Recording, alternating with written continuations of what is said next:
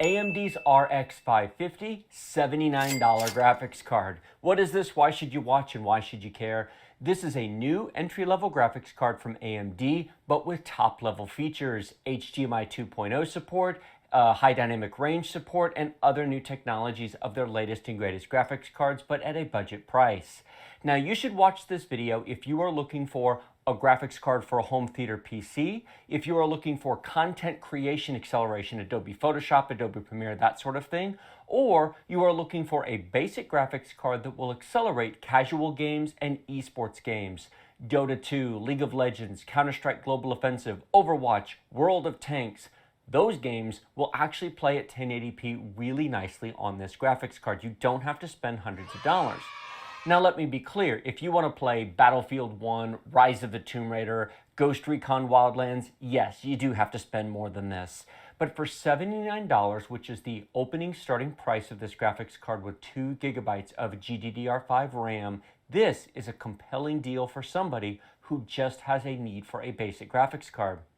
Now, it is a little bit more expensive than the previous low-price cards I've covered in the past, such as the NVIDIA GT 730 and AMD's own R7 240. Good cards in their own right at about the $50 price range. Is this worth $30 more? Yes. A couple of reasons. First, HDMI 2.0 support, DisplayPort 1.4 support, high dynamic range, relive support for recording and streaming your games. Yes, even if you have a relatively modest basic PC with, say, an i5 processor, this will record and stream your gameplay to Twitch if that's something you're interested in doing. It also supports Radeon Chill, which will allow it to scale itself down and become very power efficient. It's already very power efficient. It'll get even more so. And it has some other technologies that are not present in the 2 to 5 year old cards that traditionally occupy the $50 to $70 price space. First, I want to talk about home theater PCs. Now, this card is primarily aimed at 4K televisions. It will work perfectly on 1080p televisions, but it's generally not necessary. The $30 to $50 cards will handle 1080p definition just fine, and in fact, integrated graphics for the past several years will also do 1080p just fine. None of them will do 4K properly. This has HDMI 2.0, which is very important to get 4K at 60 Hz refresh rate. It also has hardware decode and playback for high-efficiency video codec, the H.265, the new standard for 4K video.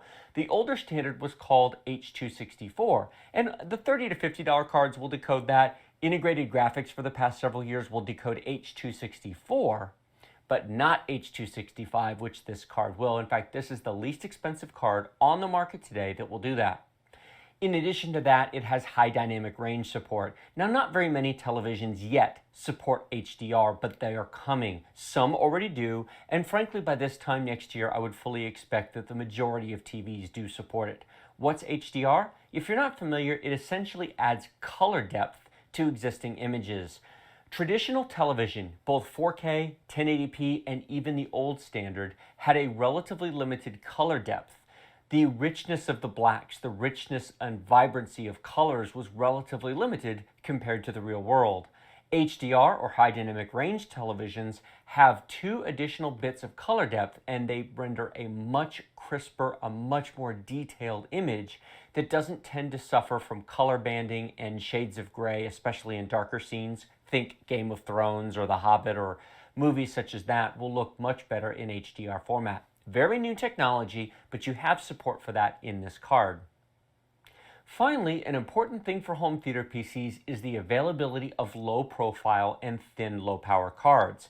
Now, this is not a low profile card I have in front of me. This is sort of the deluxe model. This is what I was sent to review.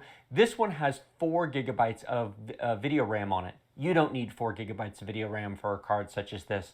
I strongly suggest that you buy the 2 gigabyte version of it. But you'll be able to get half-height, low-profile, and short cards to be installed into small form factor PCs for your home theater system. It is a very nice card that I consider to be the perfect replacement for an older GT 710 or 730 from NVIDIA, or an R7 240 or 250 from AMD if you're interested in something that will drive a 4K television or monitor.